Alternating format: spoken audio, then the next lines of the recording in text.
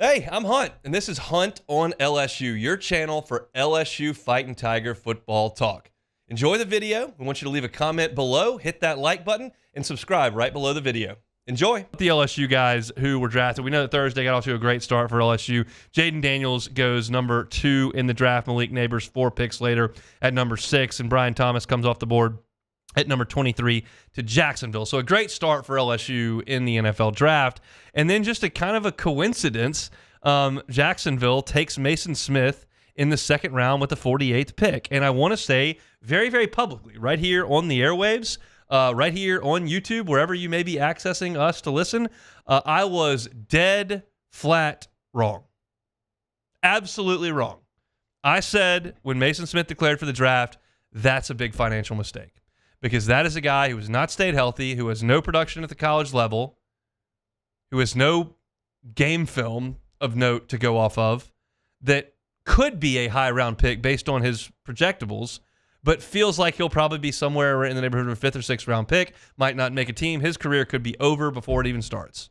Like I rarely say players should go back. I think fans' inclination is to say, well, that guy should come back. That guy could come back. That guy should come back. When in reality, it's usually not the right discussion if you're even having it. And this time around, I said, I think he needs to stay. And he goes in the second round. He did not need to stay. And this is just one of those, cases when you look at the NFL draft of going off of projectables. This is not based on statistics.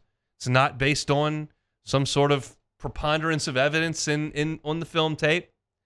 Nope. It's just this guy's really big, can probably move pretty well. There aren't that many of those guys around.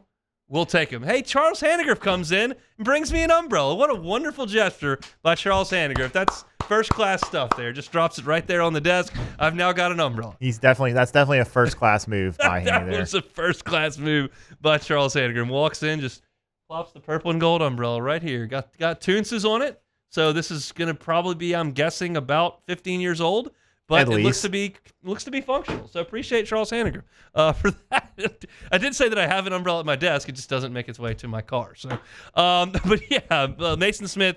Great news for Maason Smith that he's able to make that happen, and he goes in the second round to the Jacksonville Jaguars. He'll be joined in the defensive tackle room once again by Jordan Jefferson, who came off the board in the 4th round with the 116th selection of the NFL draft, also to Jacksonville.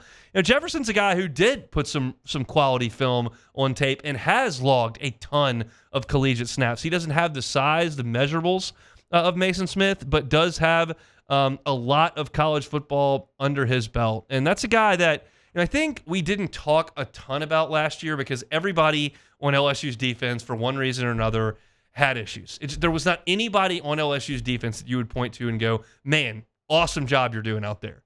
Like, Perkins flashed at times, but it was few and far between. And then I would probably maybe point to Jordan Jefferson second on that list about guys that actually made a few plays. And so for him to go in the 4th round to Jacksonville, that's obviously an opportunity to make that team. And then Makai Wingo does wait until the 6th round, and he's picked up there by the Detroit Lions. And that's just one where you wouldn't suggest, or I shouldn't speak for you, listener, I'll speak for me. I'm not going to suggest that Makai Wingo should have come back because he goes in the 6th round. This is one of those deals. It's very much in the ilk of Tremont Waters. Like, Tremont Waters could have come back for his 3rd year of college basketball, but he's still going to be 5'10". And Makai Wingo could come back for another year of college football, but he's still not going to be a big, imposing defensive tackle. He's just not. He's got some really quality tape. He's got some great production. He's got some accolades as a 3rd-team All-American. Wore the number 18. But he is who he is. It's time to start the clock and see if you can make it in the NFL. If you can, awesome. If you can't, it's a bummer. But it is what it is, and you move on with life. Sometimes people just want to come back for another year of college. They like the college experience. Maybe it's close to home. Maybe you value getting some sort of degree that you haven't earned yet. But as far as this speaks from just a football perspective, like, I think it was the right decision for Makai Wingo to go, because I think likely if he comes back and does much more of the same that he's done in college, like, he's still 5th, 6th, 7th round pick, because he just doesn't look like Maason Smith in a set of shoulder pads.